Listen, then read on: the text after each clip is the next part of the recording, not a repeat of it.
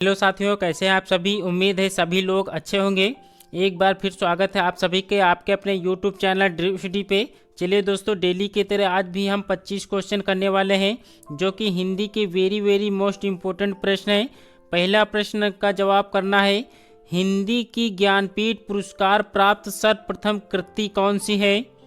हिंदी की ज्ञानपीठ पुरस्कार प्राप्त सर्वप्रथम कृति कौन सी है। कितनी नाव में कितनी बार, उर्वशी, चिदम्बरा, यामा। दिए गए ऑप्शन में से सही जवाब करना है। तो चिदम्बरा इसका बिल्कुल करेक्ट आंसर होगा।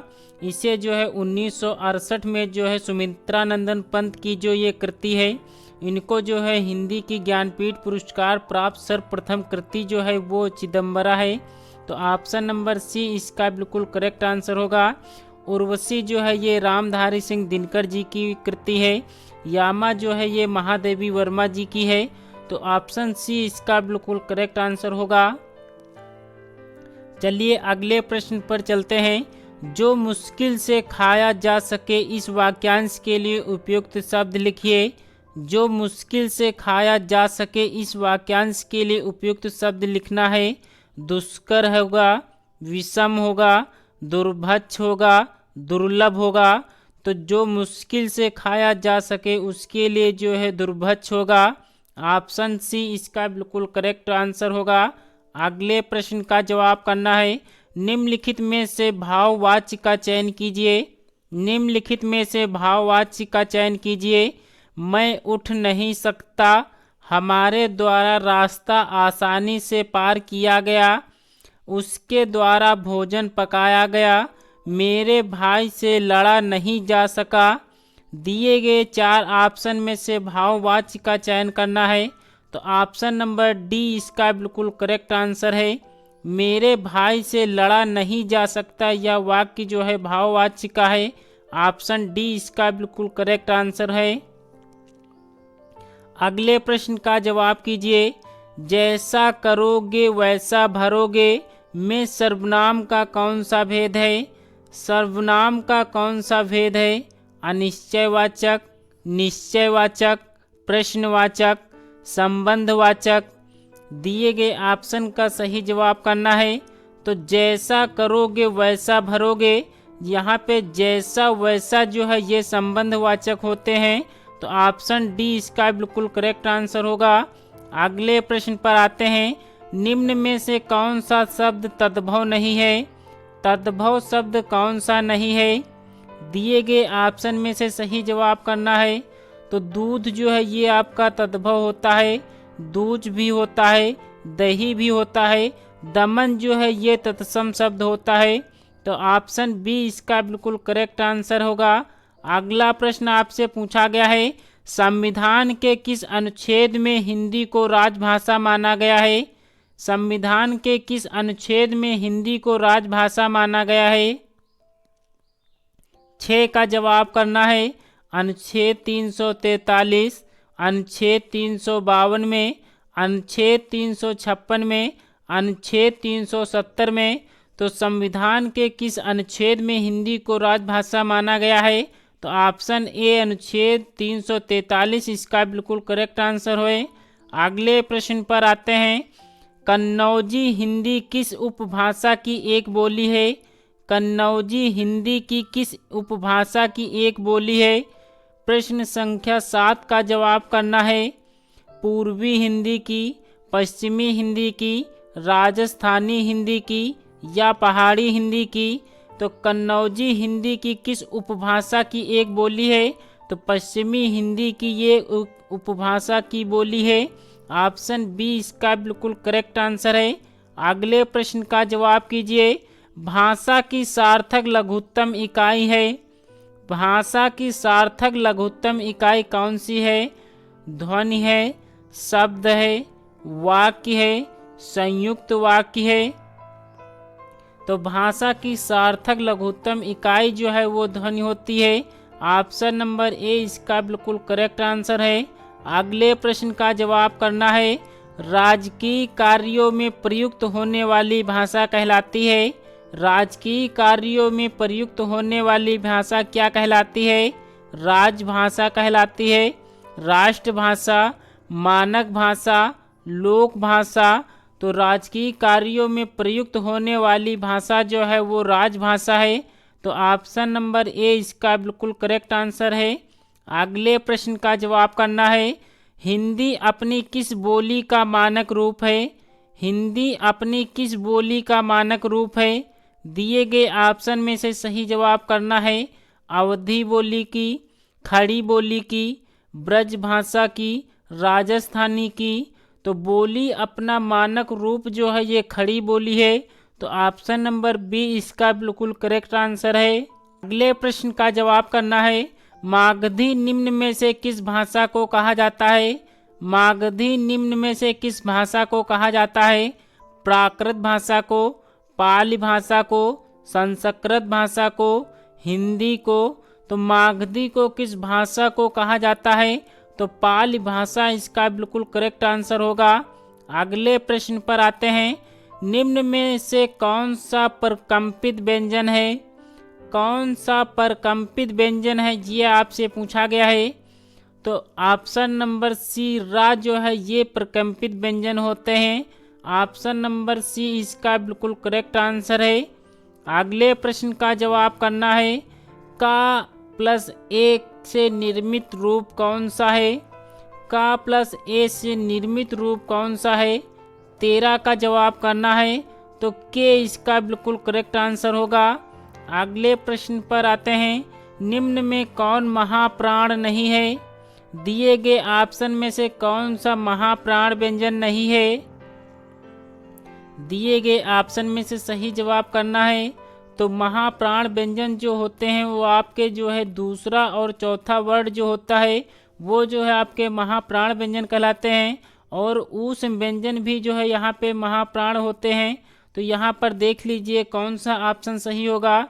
तो सा जो है ये भी महाप्राण होता है, सा ये वाला ये भी महाप्राण होता है, खा जो है ये भी महाप्राण होता है, पा जो है ये अल्पप्राण व्यंजन है क्योंकि प्रत्येक वर्ग का पहला और तीसरा और पांचवा वर्ड जो होता है वो जो है अल्पप्राण होता है। तो पा जो है ये पहला वर्ड है, तो इसलिए ऑप्शन डी इसका बिल्कुल करेक्ट आंसर होगा। अगले प्रश्न पर आते हैं, निम्नलिखित में से कौन सा शब्द शुद्ध है? आक्रामक शुद्ध रूप से कैसे लिखा जाएगा? आक्रामक शब्द का शुद्ध रूप किस प्रकार से लिखा गया है? ऑप्शन कौन सा इसका करेक्ट होगा?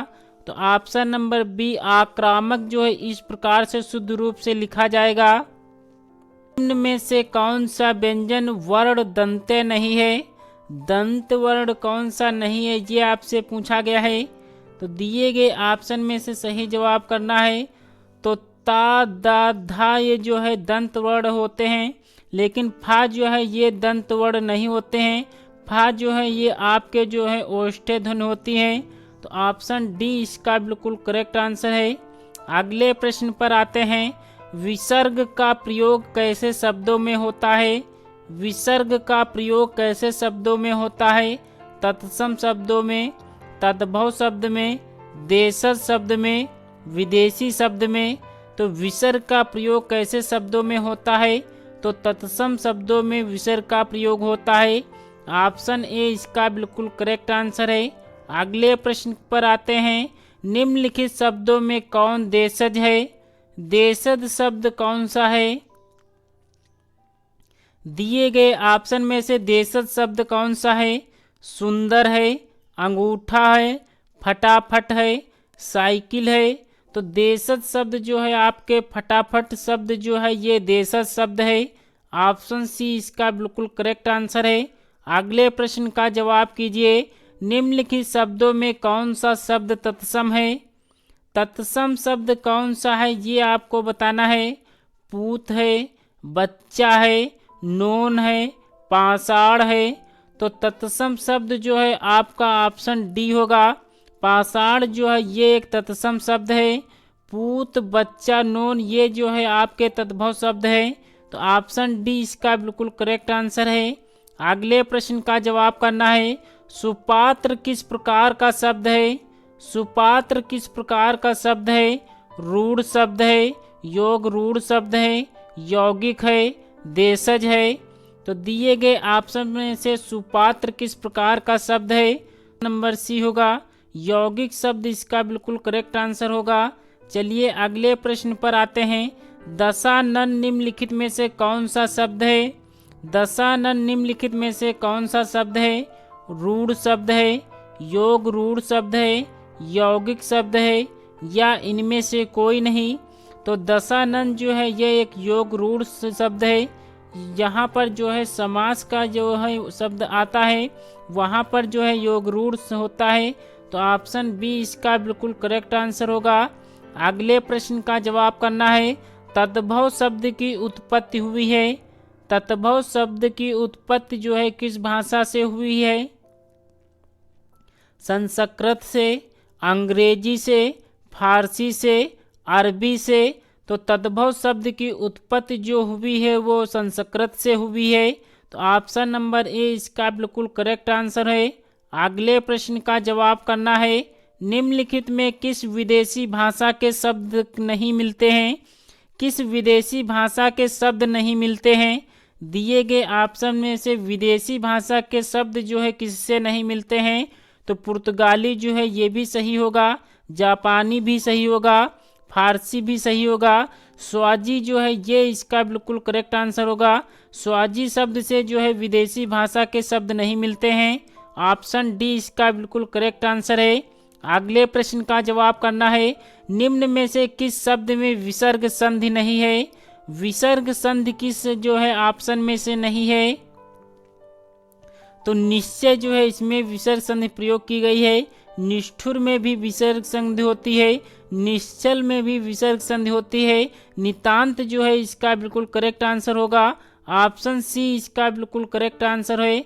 अगले प्रश्न का जवाब करना है। निम्नलिखित में से शब्द में यड़ संधि है। कौन से शब्द में यड़ संधि का प्रयोग किया गया है? तो पावक जो है इसका बिल्कुल करेक्ट आंसर नहीं होगा, सूर्योदय भी नहीं होगा, तथैव भी नहीं होगा।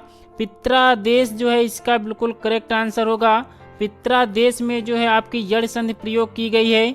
अगर हम तथैव की बात करते हैं तो यहाँ पर जो है आपकी वृद्धि संधि का प्रयोग किया गया है। तो इसलिए ऑप्शन नंबर बी इसका बिल्कुल करेक्ट आंसर होगा।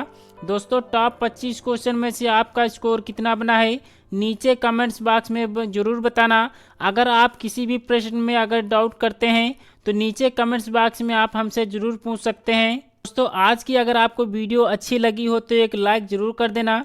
चैनल पर नए हैं तो चैनल को सब्सक्राइब कर बेल आइकन को भी प्रेस कर दें क्योंकि आने वाली वीडियो का नोटिफिकेशन जो है आपको सबसे पहले मिल सके।